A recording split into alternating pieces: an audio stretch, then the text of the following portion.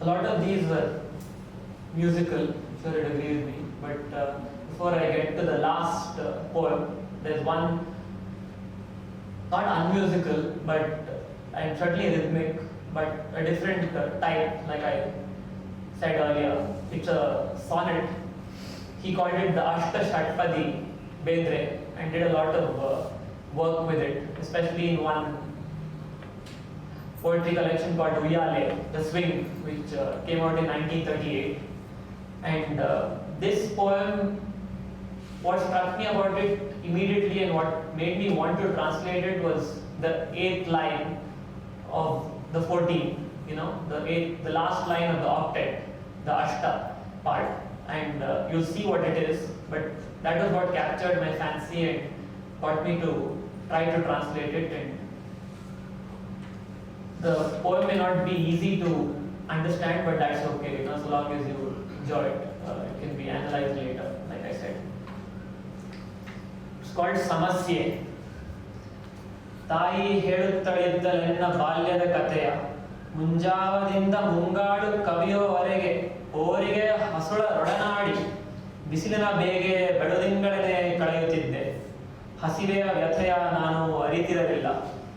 ಆಟ ನೋಟಕ್ಕೆ ಹೀಗೆ ಮೆಚ್ಚಿ ಯೂಟವ ಮರೆಯೇ ಕಿರು ಮನೆಯ ಕತ್ತಲೆಯ ನೆನೆಗೆ ಉಳಿಸಲು ಕೇಳುತ್ತಿದ್ದೆ ಹಿರಿಯರ ಶ್ರುತಿಯ.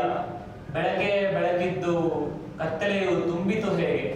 ವೇದಕಾಲದ ಗಾದಿ ದಿವ್ಯಮಾನ ಹೃದಯದಾಳದಿಂದಲೇ ಸುಖದ ಸಾಮ್ರಾಜ್ಯ ನೆಲೆಗೊಳಿಸೇ ಸೋಲು ಗೆಲುವಿನ ತಕ್ಕೆಯಲ್ಲಿ ನುಗ್ಗಾದ ಭಯಭೀತ ಜಿಹ್ಮೆಗಳಲ್ಲಿ ಮೀಸಲೊಲುಮೆಗೆ ಆಸೆ ಬಟ್ಟು ಕಣ್ಣೀರಿನಲ್ಲಿ ಮುಳುಗುತಿಹ ಸತಿಪತಿಯ ಕಂಠದಲ್ಲಿ ಮೂಡುತ್ತಿದೆ ಅಂದಿನೊಂದೇ ಸಮಸ್ಯೆ. Yeah, that's the poem. Translated it, and the title is question. Samasya is usually used to mean problem, but that doesn't work here for one thing, and for another it's really a question that's being asked.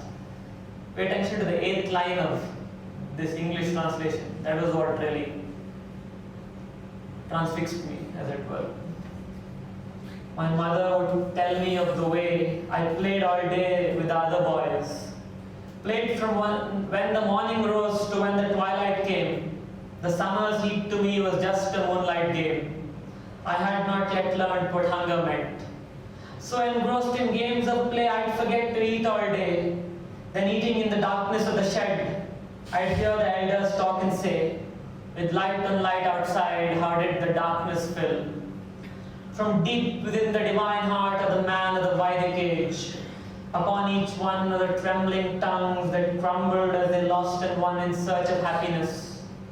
Within the throats of man and wife, grasping for their share of love beneath the flood of tears, is rising the question that those elders asked.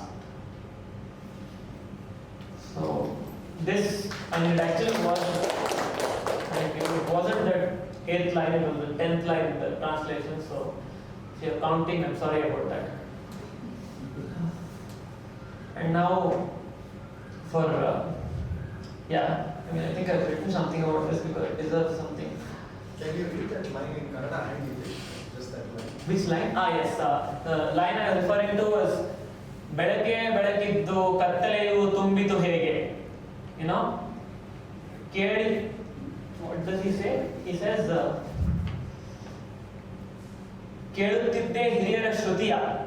And here I think by shruti he sort of is punning on the word that it's almost something that is apaurushaya, that came to the rishis and isn't written down by man. And the question is, ಬೆಳಗ್ಗೆ ಬೆಳಗಿದ್ದು ಕತ್ತಲೆಯು ತುಂಬಿತು ಹೇಗೆ. With light on light outside, how did the darkness fill? Which is what happens every evening, and then he goes on to equate that question with how it's been a question that's being asked from time immemorial, really, from the Vedic age. And he uses it as a metaphor. It's being asked by the man of the Vedas, it's being asked by all of those people who have lost and won in search of happiness, Metaphorically, the dark has filled. What was once joy has now turned sorrow. It's being It's within the throats of man and wife grasping for their share of love beneath a flood of tears. I mean, everybody's asking this question, which is why it's a Shruti in a lot of ways. It is something that just is.